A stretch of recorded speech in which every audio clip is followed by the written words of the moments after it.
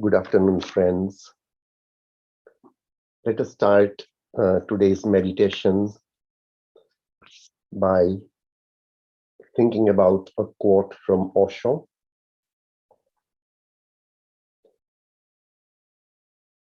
Osho says, "Touch your inner space. Touch your inner space, which is nothingness, as silent and empty as the sky. It is your inner sky.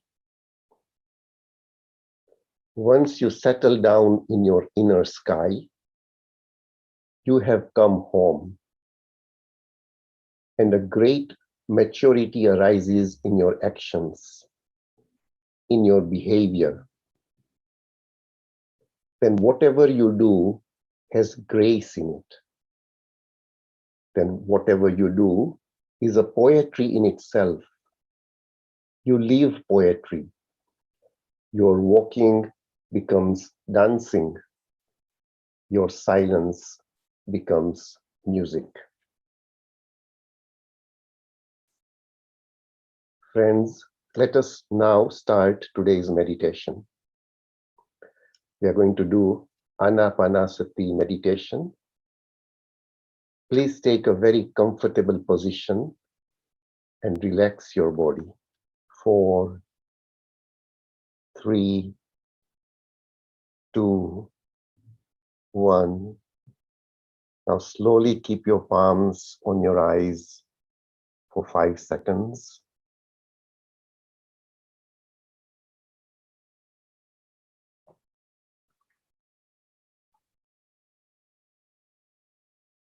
You may open your eyes. And if you've got water, please drink some water.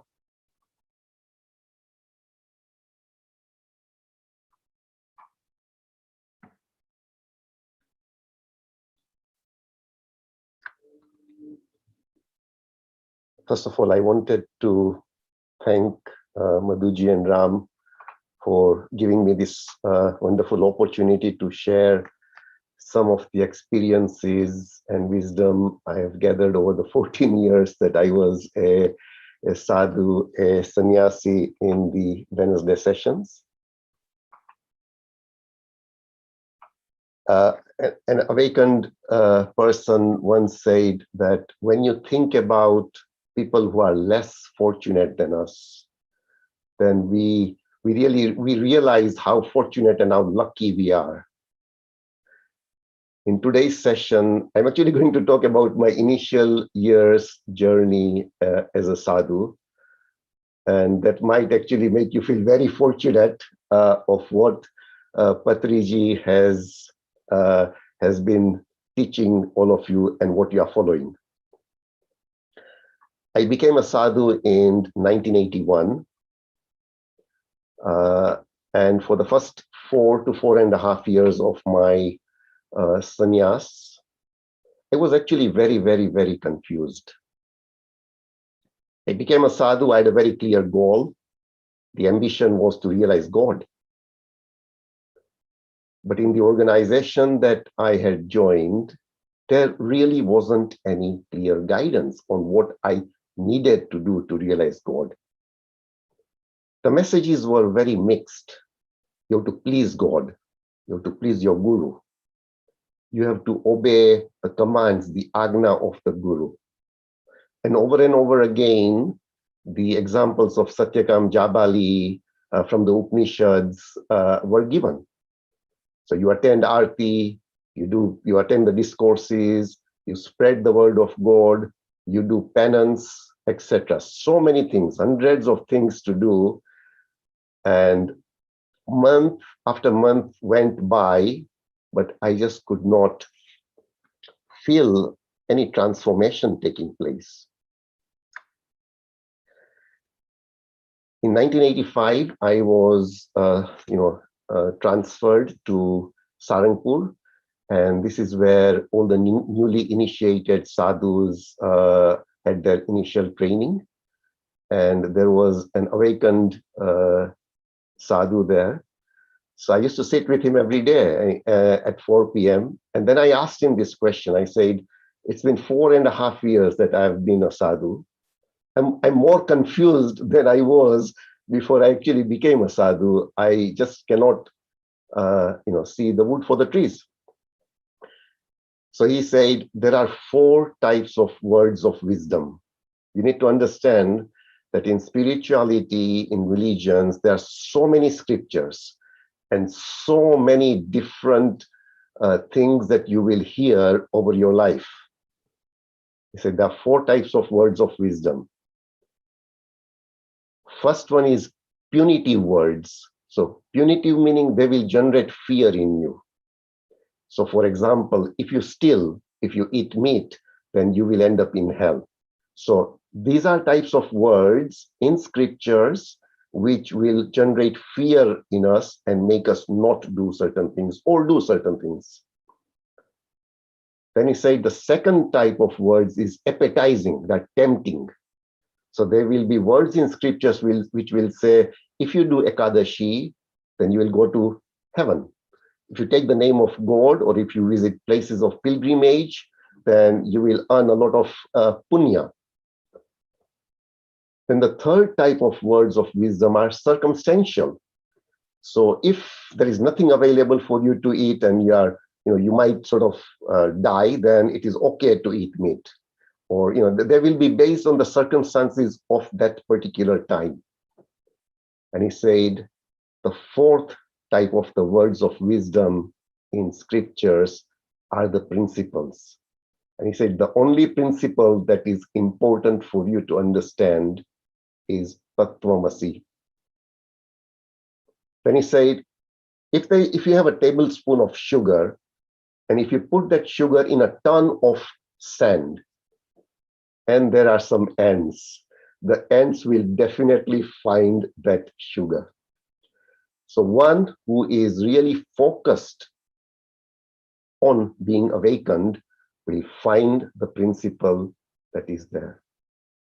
So if I really look at all of you are very, very fortunate that you are working on the main principle, which it is very fortunate to have someone like Patriji who is who is an awakened soul, and he talks only about meditation. He talks about the only sadhana which someone needs to do in order to be awakened. I'll finish today's session with a quote from Nisarga Maharaj. He says, your outer life is unimportant. You can become a night watchman and live happily. It is what is inward that matters. Your inner peace and joy you have to earn. It is much more difficult than earning money. No university can teach you to be yourself. The only way to learn is by practice. Right away, begin to be yourself. Discard all you are not and go even deeper. You're not even a human being. You just are a point of awareness, coexisting with time and space, and beyond both, the ultimate cause, itself uncaused. Thank you. If there's anyone who wants to share any of their experiences, please do share. So, firstly, thank you so much, Dinesh, for coming forward and offering your sessions, because your presence and your wisdom is much needed for all of us to learn. And today you have spoken about how fortunate we are. Yes, directly coming into the path of meditation, because in my journey, I did not do any other practices. Yes, I was going to temples and I was doing prayers and all these things, the regular things, but not like a sadhu. I am sure you have underwent lot of challenges, and you're a very great inspiration for all of us. As Patriji always says that you have to be a sannyas in samsara. you know, and we should not run away from our family life and become a sadhu. So you telling us how fortunate we are is an again confirming that we are all in the right path. We are all in the right direction. So thank you so much. Thank you so much, Dinesh ji. This is without question and without doubt. If anyone has any doubt that what they are doing may or may not, then they should get rid of that doubt. This is the path to follow. Full stop. Wow. Wow. Yes. Thank you so much, Dinesh. Now I request friends, please come forward, and if you have anything to share or ask Dinesh, please you can unmute yourself and you can go ahead. So Nikita is writing Dinesh that she was not even born. Me neither. I was not born when you were Sadhu. Yes. I've got some gray hair, making progress. So, can you define sadhu and sannyas for members who do not know? So, sadhu means giving up the materialistic life. Shaving your head, putting on orange robes, observing celibacy, living in an ashram, and fasting five times a month, doing Ekadashi, and sort of various other routines that we used to follow. Attending 2 to 5 artis every day, attending 3 discourses, and spending quite a bit of time doing seva service for the ashram. So, what is the role of fasting? Does it work? Good question. The role of fasting is to help, firstly, with health. As you are all aware that fasting starts autophagy, and it removes the dead cells within the body. It removes a lot of unwanted stuff from the body. So the fasting is very, very useful. If we eat less, then it helps with the control of the mind. So fasting is helpful. However, as I said, it is not one of the principles for redemption. So if you look at Eckhart Tolle, if you look at Rupert Spira, if you look at Muji, etc., they realized who they were without having to go through a lot of other specific sadhanas. But it is definitely helpful for good health, and it is helpful, on the journey. Wonderful. Namaste, sir. Namaste. Sir, I would like to know about you have kept as your DP, right? That Om symbol with descriptions on it. Yes. Could you brief on that? Like, what is the significance of that symbol and what have you written on each part? This is something which I have actually taken from Google as an image to use. But in essence, it is all about being in the present, here and now. And the breath, observing the breath helps us in being here and now.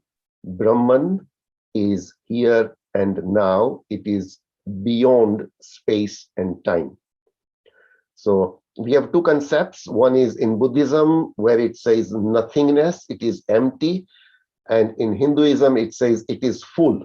So nothingness, if you look at it, it comes from a perspective of whatever we see in this world, which has name, beauty, and a form, is actually untrue because everything perishes.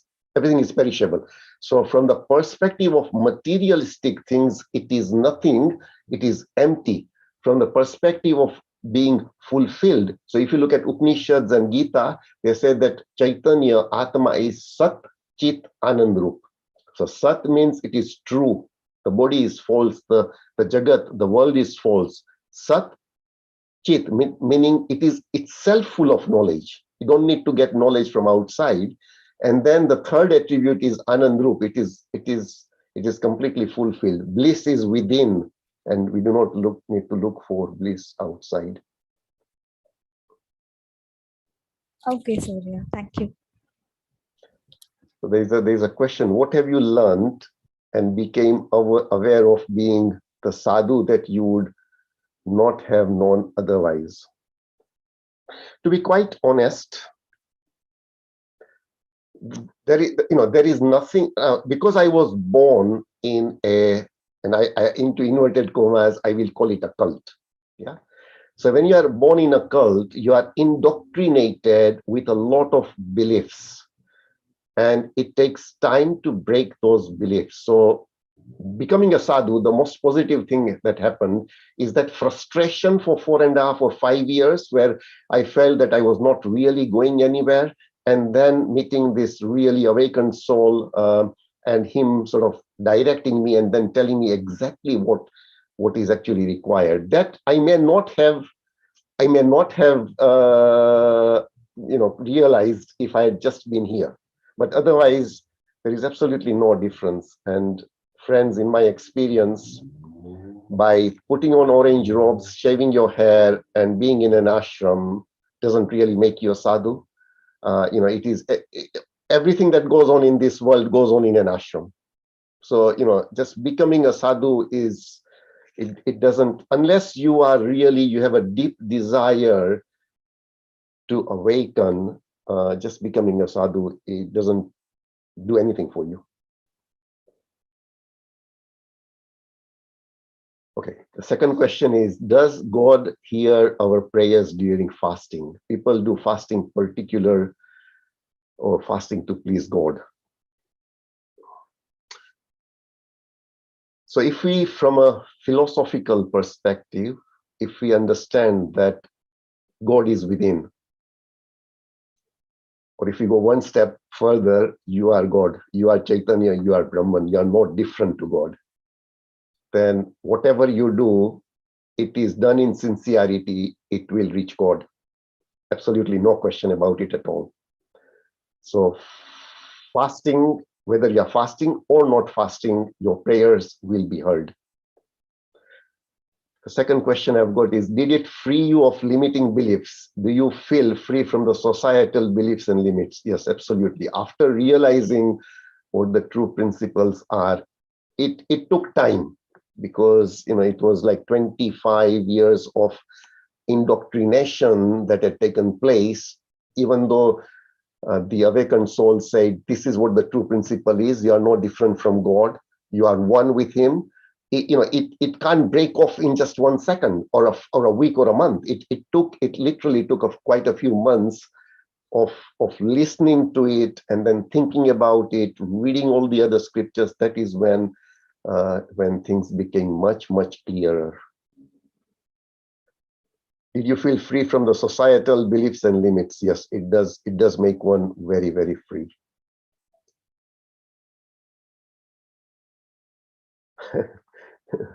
Sapnaji is asking, you mentioned wearing orange robes and staying in an ashram may not make you a sadhu. So how can one be a true sadhu? You might be surprised to hear this response. Meditation. Meditation is the only key, because it changes you from within. You do everything else from outside, but the transformation needs to take place from within.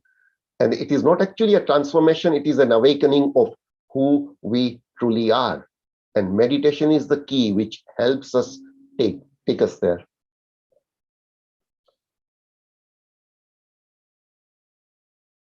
Okay. Please share your experience of meditation if possible. Curious to know your experience. So there are two things which are very important. When we start meditating, we will start experiencing various different things. Yeah. Riddhis and siddhis will come our way. And when riddhis and siddhis come our way, they've actually come to distract us. They have come to distract us from our ultimate goal of being awakened. I am happy to tell you, I'm quite lucky that I have not had any riddhis or siddhis, so, which is very good. The only good experience I have had is deep peace. Really just feeling as if you've got a big block of ice on your chest, and that is what I have felt at times. How were your family members and friends during the journey? When did you quench for the knowledge actually started? So in the organization that I had joined, when you become a sadhu, you actually then leave your home. You don't speak. You don't have any contact with your family. Initially, obviously, they would have preferred that I did not become a sadhu. With hindsight, I never needed to actually become a sadhu. So, the friends obviously were very supportive. But if you think about the fact that I was in a sort of into inverted comma as a cult, so most of the friends and everyone was actually from that cult. So it had a different view to everything. So when did your quench for knowledge actually start? The quench had always been there, just to realize God was something that was a burning desire from childhood. But I guess it took much longer to come to the right path and the right knowledge. It took quite a bit of time. Thank you, everyone. Yes. Thank you so much, Dinesh. We have Punita ji here. Yes, Punita, please go ahead. You can unmute yourself. Yes, thank you, Madhu. Hello, Dinesh ji. Hello. Punita here. Thank you. I'm so glad I attended today's session. Madhu might know very well why. I just wanted to know, you have somewhat answered it, but yeah, was it, my question is also almost the same. Was it easy for you to break the daily rituals of puja and everything, because I've already discussed this Okay, in this session earlier. so there was, so obviously, because of being in that cult as a sadhu, you have to continue following the rituals, but the rituals lose complete meaning. So if on a practical note, the guru is considered to be God. Yeah. So you see all the devotees really running around the guru. Yeah. To do his darshan, to etc. etc. etc. But when you yourself start believing yourself to be Brahman, you then you get a feeling, why is everybody doing that? Why is everybody running around after the guru? Everybody is Brahman themselves. So the meaning, the importance, everything wanes away. It just, because of your sadhana, your meditation, everything just falls. It takes time. Yeah. It will fall because if you are doing something sincerely, the transformation does take place. Yeah, because I've been experiencing that lately. I don't feel like doing the puja as like so. I always have that. I had that guilt, sort of, that, oh, whether am I doing right, wrong, So There is yes. absolutely nothing to be guilty of, because like Narsi Mehta, this is in Gujarati, I'm going to say it in Gujarati, but I will explain in English. Narsi Mehta, when he was awakened, he said, જાગીને જોયું તો જગત દિશે નહીં, જાગીને જોયું તો What do જગત you? દિશે નહીં, બ્રહ્મ લટકા કરે બ્રહ્મ સાથે. When he Okay. was awakened, he couldn't see the world. He saw Brahman playing with Brahman. Everything was one. Oh, wow. So Yes. yeah. So yes, transformation is taking place, Punita. Thank you. Thank you so much. Thank you. Thank Usha, you. Usha. Yes, Usha ji. Yeah, Usha, please go ahead. Hello, Madhu. Hello, Dinesh ji. Hi. Thank you so much for today's session. I feel honored or blessed to be listening to you. And it is also like when somebody says that you are in a correct path, it's just like a tap on the shoulder that, okay, fine. We are not, at least people sitting here are not, we are not crazy, or we are not going You in see, a direction which the world is following. you see what the difficulty for any spiritual aspirant is, that you don't see results immediately. Yeah. Mm-hmm. Mm-hmm. And results in this path may take years or even births, or it will just be instantaneous. Yeah. So the source of why it, for some, like Sadhguru, it was instantaneous. Like Eckhart Tolle, he went into depression, and overnight it just happened. Yeah. Mm-hmm. For some of us, it will just happen. For Yeah. some of us, it will take longer. It will take years. And then the mind, this monkey mind, will start doubting. Are you really on the right path? And Yeah. that is when you leave this, and then you start doing other things, and then you've missed the goal. You missed the point completely. And that is why it is very important for us to remind ourselves this path is correct. So many people have treaded this path, they have become awakened, and they are telling us from their experience, follow this path. When I meditate or when I am peaceful and I speak to people who are not meditating, sometimes it becomes difficult for me to explain. I say, do you see that I'm not agitated? And that agitates them, which sometimes become very funny, and sometimes not. But it's always like a reminder when a person who is very learned like you just say that, you are, it's just like a tap on the shoulder again. जो रास्ते जा रहे हो सही है. It's something like that. Yes, it is very important. And, every day it is not wrong to actually remind yourself this is the right path, and I will get there. Jonathan Livingston Seagull, you are heaven. You are heaven. You're not even, you don't have to reach heaven. You are heaven. Start with that perspective in mind. And I just have a short question. You said that you were in this cult or participating in this spiritual or so-called deity.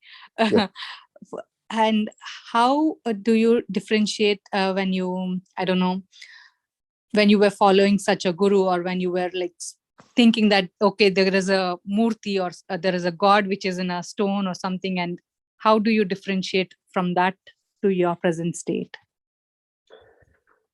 Well, if you start meditating and start experiencing some of the fulfillment within, and you do not, from when you start becoming fulfilled within, then you stop looking outside.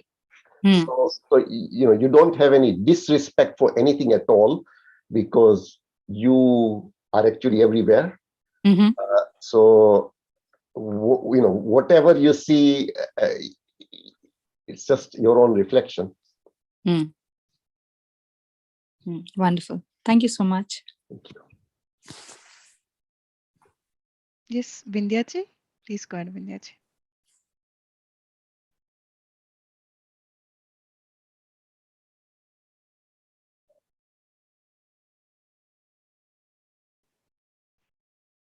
Yeah. So Vindhyaji, are you here? Yes, Madhuji. Yes, I please was go just wondering if he was going to say something. Dineshji, thank you. I heard before too, and I joined in a little late today, but it's always nice to hear your experience and your sharings. When the other person was talking about, are we in the right path and things, I've been doing meditations like since 2 years, and I just keep doing without any expectation or any objective, but it was feeling good. And now I feel like when I go meet people, they say things to me, oh, there's so much of change, there's so much of glow in your face, happiness. And then I realize maybe it's changing me. I don't want it to get into my head or anything. So I'm trying to not look at it. But how do we avoid those kind of things? I feel good, but I don't want it to get into, I suggest them also, you should do it, feel good. But other than that, to be more, go ahead. When doing this sadhana, all of these things are going to happen. The thermometer is when you sit in meditation. If those thoughts are coming, then that will actually tell you that you are starting to divert from your sadhana, and then again meditating properly will take us on the right path. The meditation is that practice itself will tell us what's going on. That's good. Because I don't think I think about it when I'm doing, but every time I interact with people are pointing out and saying things, and I'm like, there's nothing that I did. But yeah, that's good. That's very good. And also one more question is, I keep coming because I'm in with these in this satsang, and I keep coming across, and there was this program about third eye activation, and I don't seek anything like that. I didn't want, but I just got into that, and I was like, do we need to have high some objectives like that to Sorry, go on, or I'm going to give my perspective. sure, Please, sure. and Madhu or Ram can tell me off.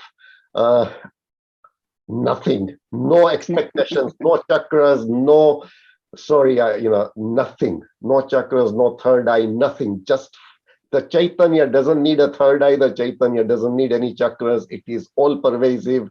Sarvatra Ekras Paripurna Brahm. Chaitanya is everywhere, universal consciousness is everywhere. It itself is fulfilled. So why go for something else which is going to divert you from your objective of becoming awakened of who we truly are? Thank That's you. sorry my That perspective, because but it's so confusing. They keep saying, and I'm like, that, maybe am I supposed to go further in meditation doing that? I didn't know. So so, I so, was. so that is why I say there are 4 types of words of wisdom. So be careful. Thank you, Dinesh. Thank you very much. Can't agree more, Dinesh. Can't agree more. Yeah, this is what we share, like just follow the breath, like this is very simple, and you don't have to focus on which chakra to be opened, or like a Kundalini awakening. These are all, Distraction. it's not, as you said, it's not required. Let it, as Patriji says, let it keep simple always. Just be with your breath and go within, and whatever happens, just go on that path, like, but don't get attached to it. Like the moment, like we get attached to these third eye openings, or Kundalini awakenings and all these things, we, as you said, Dinesh, we are stuck there, so we don't progress. So I see many people are stuck there. They enjoy that space, they enjoy those visions, but they cannot move further. So like they are enjoying there. So it's very important to be very focused, of just breath, and move forward. That's it. This is also my opinion, and this is what I also see that. And yes, so thank you so much, Dinesh ji, for that. And Thank you, Madhuji, for adding that. Thank you. thank you so much, Vindhya ji. Dinesh ji, there is one important question here. A friend have asked. She said, Dinesh, I would love to hear from your speech shared about 4 wisdoms. What are those 4? Could you tell those first point about non-veg? If we eat, we have fear. I'm not clear. What's your suggestion? Sorry. So Can yeah, what I meant in there is that in some of the scriptures it is written that if you eat meat, you will go to hell. Mhm. So it forces us to do certain things, which is good things, by instilling fear in us that if you eat meat, you will go to hell. Mhm. Okay. So, what's your suggestion? Can we eat non-veg and meditate, or should not eat? I mean, I think it is. I think Patriji's message is very, very clear. Very clear. We should follow vegetarianism. Once you start meditating, the compassion for all living beings will actually come automatically. And I think, I think even if you are if you eat non-veg, you start meditating for 30, 40, 60 days, you yourself will not, you won't be able to eat meat because it's from within that the transformation will take place. Yes, very true. Very true, Dinesh. We did the same thing when we were living in Egypt. We did not share about non-vegetarian over there, to eat vegetarian food. However, we just suggested them that they practice meditation every day without me even missing a single day. They practiced, and to our surprise, we could see that there are so many people, hundreds of people, who have shared that they have lost interest in eating meat. And we also heard people saying that when they are in the sitting in the dining table, on the dining table, their family used to eat non-vegetarian food, and they used to hear the cries of the animals. Like that sensitive you become, that compassionate you become, once you don't have to force somebody to become a vegetarian. However, when you just practice meditation, it just naturally happens. As you said, Aham Brahmasmi and Tattvamasi. That means you are a God, and everything and everybody is a God. So wonderful. Thank you so much, Dineshji. Dineshji, do we have time? We still have. Let's take a final question. Okay. I think, yes, Swaruji, please go ahead. Yeah, thank you very much, Dinesh ji. Wonderful session, wonderful sharing your experience. Yeah, I had the same question like Vindhya ma'am, like the third eye experience, means third eye meditation and all. And I do see distracts us from, Yes. from your goal, enlightening and knowing yourself. So I came to know, I attended yesterday, and then like, what is happening? Why are we doing, first of all? Why we need to see all the visions and then all the places and all? So I completely agree. And also, yeah, on vegetarianism, non-vegetarianism, don't go with the, fear. Somebody may create a fear, don't eat meat. But you realize, don't follow with the fear or any fear factor, but know the truth. Why should not we eat? So when we know the knowledge, jnanam, then our body automatically rejects unwanted things. So just anybody, if somebody says, yeah, don't do fear or that, just do read something and understand yourself, sit in the meditation and contemplate on that. So we'll understand more. So that will lead to the right direction. So that's my opinion, and I also experienced the same thing the moment I came into meditation and I heard about vegetarianism, non-vegetarianism, then automatically my body Oh, started rejecting. And there's so many things that's rejecting me. Even the, taking milk also slowly it's rejecting me. I'm not, my body is not. So, so your body knows that when right time comes, it will automatically go away from you and tells you this is not right for you. correct. So yeah, and also like, we have to listen. That's not that, just sit and do whatever. You listen, you have to get everything, but ultimately we need to contemplate. And only one question I have. So how can we make progress within ourselves? So, do you have anything to look in within us? Yeah, we do everyday meditation, the same thing. So But do we need to I guess take deep into, how can we take more deep into the, us? meditation is the answer to your question. However, step back. Mhm.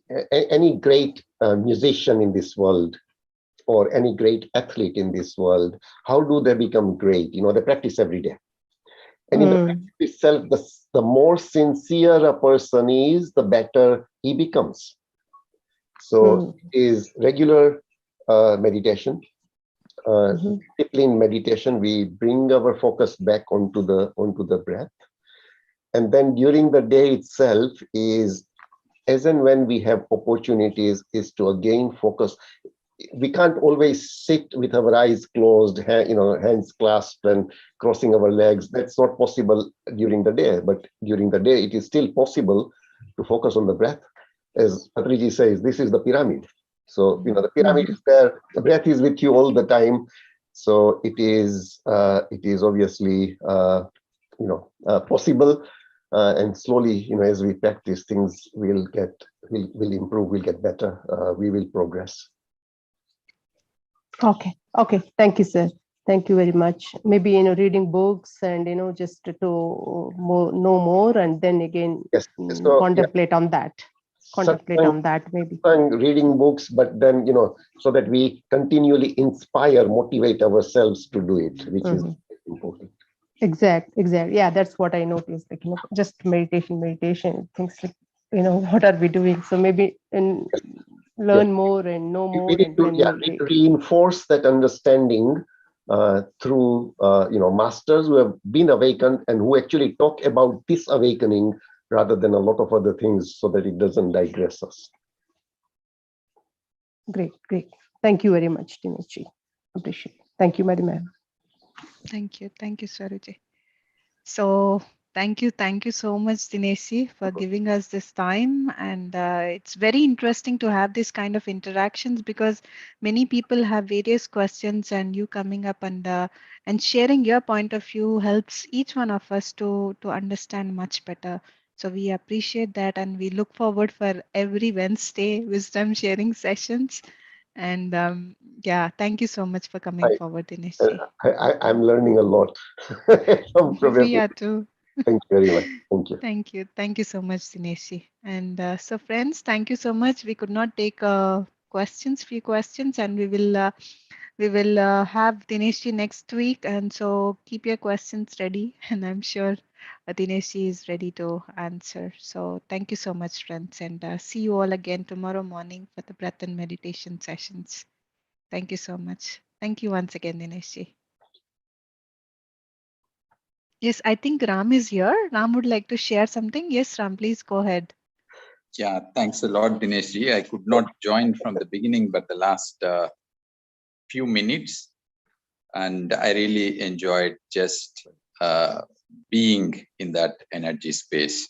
I will catch it up once I'm back home, all the session, because I really love the energy that is being shared here. So very grateful. Thank you. And Madhu, for sure by next week, all the questions will be dissolved with one session like this. There will be no more Exactly. questions. No, I think the next Wednesday session will be my last. Oh no. And then we won't require any more sessions. No, Dinesh. At least your guidance, your presence in the group will help us, go into deeper meditation. So thank you so much, Dinesh. Thank you. So Thanks thanks, again. Ram. Right. Thank you. Thank you. Yeah. Thank you, Madhu. Thank you. So, Thank you, sir. yeah. Thank you. Thank you, Dinesh ji. Thank you, Madhulaji. Wonderful.